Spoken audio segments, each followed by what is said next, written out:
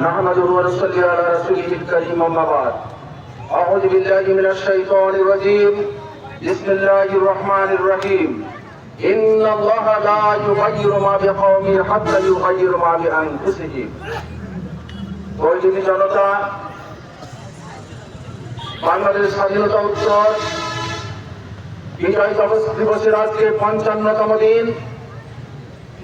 বিজয় দিবস উপলক্ষে আজকে বিজয় র্যালি উত্তরাঞ্চলের এই সমাবেশের সম্মানিত সভাপতি শহীদ কাফেলা বাংলাদেশ জামাত ইসলামী মোহনপুর উপজেলার সংগ্রামী আমির অধ্যাপক আব্দুল আওয়াল, আজকে এই প্রোগ্রামে উপস্থিত আছেন জেলা কর্ম পরিষদের অন্যতম সদস্য জনাব মাওলানা ইব্রাহিম ইসমাইল আলম, উপস্থিত অন্যান্য নেতৃবৃন্দ, আমার সামনে দণ্ডায়মান সম্মানিত শহীদ কাফেলা, আইন শৃঙ্খলা রক্ষাকারী বাহিনী, সাংবাদিক বৃন্দ এবং সম্মানিত সুধী মন্ডলী, মহান আল্লাহর শুকরিয়া আদায় করছি যে মহান আল্লাহর অশেষ মেহেরবানিতে দীর্ঘ ৫৫ বছর পর আজকে আমরা ৫৫তম বিজয় দিবস উদযাপন করতে পারছি। সকলে বলি আলহামদুলিল্লাহ।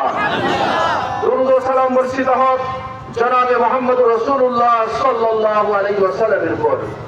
সংগ্রামী জনতা, ১৯৭১ সনের ২৬শে মার্চের পর থেকে শুরু করে নিয়ে একটানা ৯ মাস রক্তক্ষয়ী সংগ্রামের মাধ্যমে লক্ষ লক্ষ জনতার রক্ত বিসর্জন দিয়ে ১৬ ডিসেম্বরে যে বিজয় অর্জিত হয়েছিল, যে বিজয়ের চেতনা ছিল শ্মশান মুক্ত সমাজ, ন্যায় বিচার প্রতিষ্ঠার চেতনা নিয়ে যে বিজয় অর্জিত হয়েছিল, বিজয় অর্জনের পরে সে বিজয় কয়েকটি বাড়িতে কয়েকটি ঘরে পারিবারিক বিজয়ে পরিণত হয়েছিল।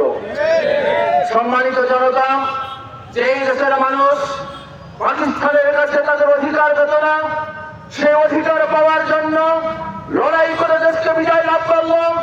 সেই বিজয় ছিল শ্রীকালের হাত থেকে দেশকে মুক্ত করে হায়না নামক বাঘের হাতে, ভারতের হাতে তুলে দেওয়ার স্বাধীনতা।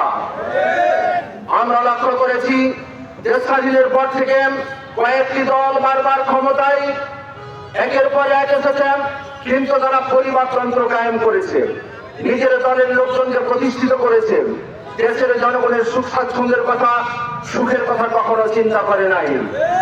আমরা দেখেছি শিক্ষা ব্যবস্থাকে ধ্বংসের দ্বার প্রান্তে নিয়ে যাওয়া হয়েছে, শিক্ষা ব্যবস্থার সাথে সাথে ব্যবসা বাণিজ্যকে ধ্বংস করে দেওয়া হয়েছে। এই দেশের আগ্রাসী ভারত বিরোধী শক্ত কথা বলার জন্য আমাদের স্নেহস্পদ আবরারকে হত্যা করা হয়েছে। ভারত আধিপত্য বিরোধী কথা বলার জন্য সবেমাত্র কয়েকদিন আগে আমাদের উসমান হাদিকে মৃত্যুর করে ঢলে দেওয়ার মতো চক্রান্ত করে তাকে গুলিবক্ত রক্ষণ করা হয়েছে। আজকে সে জীবন মরণের সন্ধিক্ষণে অবস্থান করছেন। আমরা আল্লাহর কাছে তার শারীরিক সুস্থতা কামনা করছি, আল্লাহ তাকে দ্রুত সুস্থতা দান করুক। সম্মানিত ভাই আমার, আজকে আমাদের দেশ ৫৪ বছর পরে বিগত বছরের ২৪শে জুলাইয়ের যে আন্দোলন হয়েছে, সেই আন্দোলন ছিল মূলত প্রকৃত স্বাধীনতা কথা ঠিক কিনা ভাই আমার। এর পূর্বে ফ্যাসিস্ট আওয়ামী লীগ সরকার ৯২% মুসলমানের দেশে মুসলমানদেরকে কোরআনের কথা বলার সুযোগ দেয় নাই। তাফসীর মাহফিলে অনুমতি নিয়ে তাফসীর করা হতো, আবার তাফসীর আয়োজন করে ভণ্ডুল করে দেওয়া হতো। মসজিদের খতিব শান্তিপূর্ণভাবে খুতবা দিতে পারত না, পুলিশ পাহারাদার থাকতো। আমাদের দিনী ভাইয়েরা ইন্তেকাল করলে তাদের জানাজার উপস্থিত হওয়ার সুযোগ দিত না।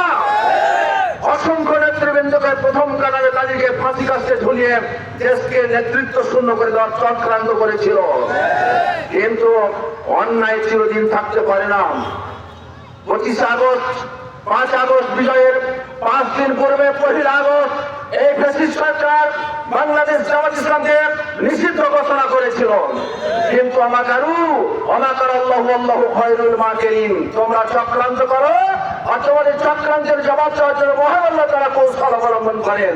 আল্লাহর কৌশল হচ্ছে সর্বোত্তম। মাত্র ৫ দিনের ব্যবধানে যারা জামাত ইসলামকে নিষিদ্ধ ঘোষণা করে দিয়েছিল, মহান আল্লাহ জামাতের পক্ষ থেকে শেখ হাসিনাকে ঘোষণা করলেন নিষিদ্ধ কথা লিখতে পারে। শেখ হাসিনা সহ প্রথম সারির নেতারা মামার দেশে ভারতে গিয়ে শ্রীকালের কাছে আশ্রয় নিয়েছে কথা লিখতে। সেখান থেকে আজকে দেশকে ধ্বংসের দিকে নেওয়ার জন্য চক্রান্ত করছেন। বর্তমান অন্তর্বর্তী সরকার নির্বাচন ঘোষণা করেছেন, আগামী ফেব্রুয়ারি মাসে নির্বাচন হবে, কিন্তু নির্বাচনের পূর্বে এই দেশকে অস্থিতিশীল করার জন্য নানা রকম ষড়যন্ত্র করে যাচ্ছে।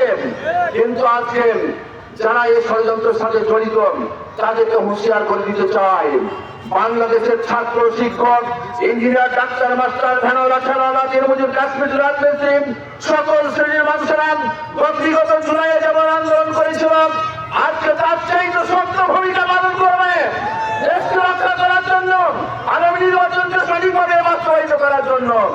এখনো মাত্র এই কাতারে দাঁড়াবেন। কাজে যারা চক্রান্তকারী তাদেরকে সতর্ক করে দিতে চায়, আবার তোমরা আগুনের গায়ে হাত দেবে না, মৌমাছির চাকে ঢিল মারবে না, নেমরুলের চাকে ঢিল মারবে না। আবার যদি তোমরা হাজির মতো এই চক্রান্ত করো, তোমাদের অস্তিত্বই বাংলাদেশে থাকবে না। সকল জনতাকে আসুন, দল মত ধর্মমত নির্বিশেষে সকল আমরা একতাবদ্ধ হই, ছাত্র, শিক্ষক, সকল জনতা কাতারবদ্ধ হই, দলে দলে আমরা সম্পৃক্ত হয়ে এই স্বাধীনতাকে রক্ষা করে বিজয় দিবস আবার আমরা আল্লাহর কাছে শপথ গ্রহণ করছি।